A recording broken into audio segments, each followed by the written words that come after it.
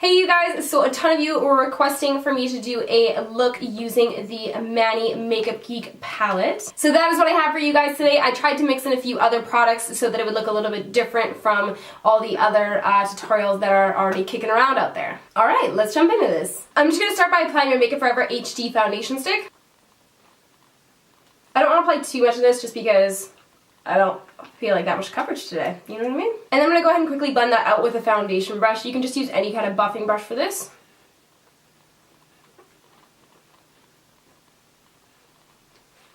Now I'm going to go ahead and apply my NARS Creamy Radiant Concealer. Somebody told me about how they took the stopper out of here. It's all messy and gross now, but they took the stopper out of there and they were like, I have like a month's worth of concealer left. And I was like, alright, I'm gonna do it. And I knew that you could take the stopper out of it, but I just didn't really think to actually do that because I didn't think I'd get that much more product out of it. But holy crap, have I ever. So do that when you get to the bottom of this concealer because it's expensive. And I'm just going to apply it right underneath my eyes. And I'm going to go ahead and buff that out with my trusty little brush that's just falling apart and will one day not be a brush anymore, but rather just a metal ferrule. And that's what I'll have to blend out my concealer with. And you can go ahead and lay that concealer down wherever else you need some extra coverage. Now I'm going to go ahead and apply my Paint Pot in Soft Ochre for my base. Oh my god, it's so fresh and new. Wow, that just applies like a dream. You know when you get something that's like new and it's not like crusty and gross and then it's just like you realize how you've really been like whittling down the last of that product and it's all like crispy and disgusting when you put it on. That's what I'm experiencing right now. This is like so lovely and creamy. Now I'm going to go ahead and put a base shadow down, and basically what I do for that is just an eyeshadow that matches my skin tone. The reason that I do this is because I personally find it easier to blend out colors later. Sometimes when you put a color down directly onto your primer or your base, it almost like turns darker and it's really hard to blend out, whereas if you have that base shadow down, it's just easy to blend out your colors over top. I'm going to go ahead and whip on my brows and then we will move on to eyes. So I'm going to be using this middle color right here called Sora, and I'm going to be taking that on my Smith 232 brush, and I'm just going to brush that into the crease. Oh my god, I wish I hadn't added that eyeliner at the end. Ugh, I guess you guys will see soon enough, but I'm kind of sad about it. I made some big mistakes today. That's okay. Anyways, I'm just adding that into my crease and I'm blending up towards my brow bone, just creating a little bit of a transition shade so that it'll be easier to blend out darker colors later, but you guys already knew that. Then I'm going to be taking the color everyone's obviously the most excited about, which is Mars right here. I mean, this one's dope too, but everyone's really excited about Mars, let's be real. And I'm just going to be grabbing that on a little fluffy brush as well. This is a Zoeva 228 brush. And I'm just going to put that right into the crease and blend it up a little bit higher. We're also going to be putting this onto the lid, but the thing that I find about this color is if you don't put it over top of like a darker base, it kind of comes out like a little pinky.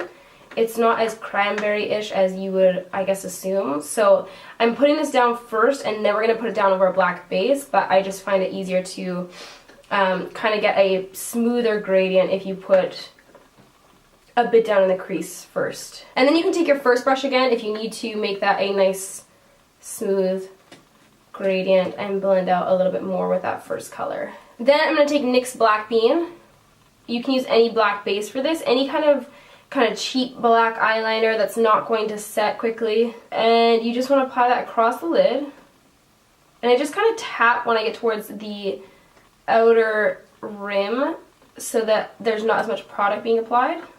And then I'm taking a little Real Techniques shading brush, it's called. And I'm just basically blending over top of that so that I can make it a nice smooth base. And normally it wouldn't be a big deal if this was messy, but you want to make it pretty blended out because this color is not very forgiving when it's over top of a base. And then we're going to take a nice shading brush and we're just going to pack over top of that base. And you really have to continually pack on product.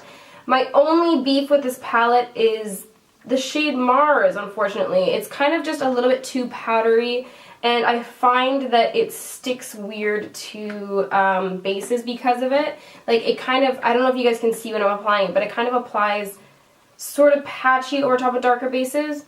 And because it's powdery, you tend to get a little bit more fallout than normal.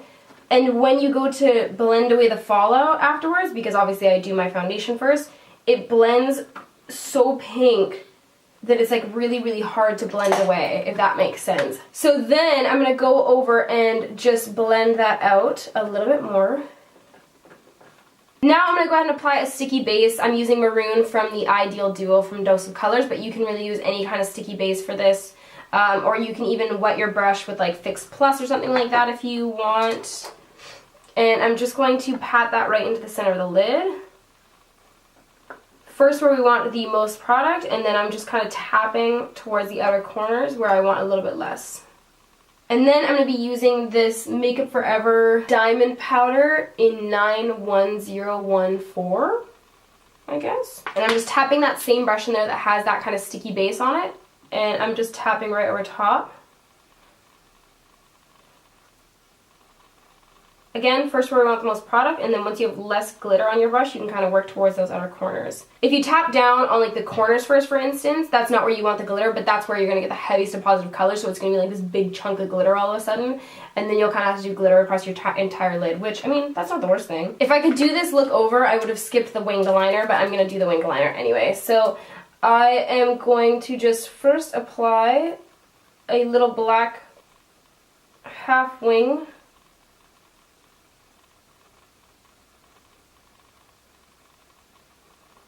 If you ever mess with your liner like I kind of did on that outer corner there, I just take my paint pot and a thin little brush, and I use the very edge of the brush to just basically, to just clean it up. You can also use a concealer. And then what I did was take my NYX Vivid Bright eyeliner in Vivid Sapphire, and I just wish I hadn't done this. I just feel like it looks a little too much now, you know what I mean? And I just applied a little line right over top. I really like doing this when I'm wearing like a neutral eye. Obviously this isn't like particularly neutral, but I love doing this kind of like little eyeliner accent when I'm wearing a neutral eye, because I just think that it adds like the tiniest little pop of color, but it's not too much. It's like super wearable. Then for under the eyes, I'm going to be mixing Aphrodite and Mars here, and I'm just applying that right underneath the lower lash line. And then I'm taking a little bit of that first color that we used in the crease, and I'm just going over top. And then I just take what's left over on my brush of that glitter, and I just apply that right underneath the center. So basically you want to line it up kind of right with where your pupil is. And then I'm going to go ahead and apply my lashes and mascara, and I'll show you guys the finished look. So this is the final look. I'm going to be using my Charlotte Tilbury Gold highlighter. I can't remember if I've told you guys my thoughts on this, but I have updated thoughts regardless. I have tracked high and low for this, right? And I have seen swatches of it online, and it looked gorgeous, and everyone was like talking about it like crazy, and everyone was trying to get their hands on it because it's so pretty apparently. And it is, but I definitely feel like it's like the most dupable highlight in the universe. Like I don't feel like there's anything about it that's like particularly special, aside from the fact that it looks like a gold bar. But this thing was like $80, I want to say. That's expensive, dude. And the packaging is like not that nice. Like it's cardboard.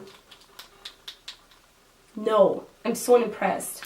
Then I'm going to go ahead and throw on my Tarte Sparkling Princess Matte Bronzer, obviously. What else would I be using? Just right underneath the old cheekbones. And on the sides of the head.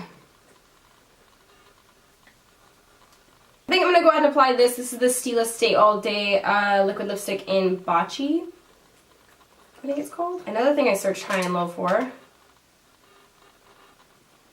There you have it. Let's take my clip out. So that is everything, you guys. I hope you enjoyed this video and learned something cool today. Let me know what you'd like to see next in the comments below, and I will get back to you. Alright guys, peace out.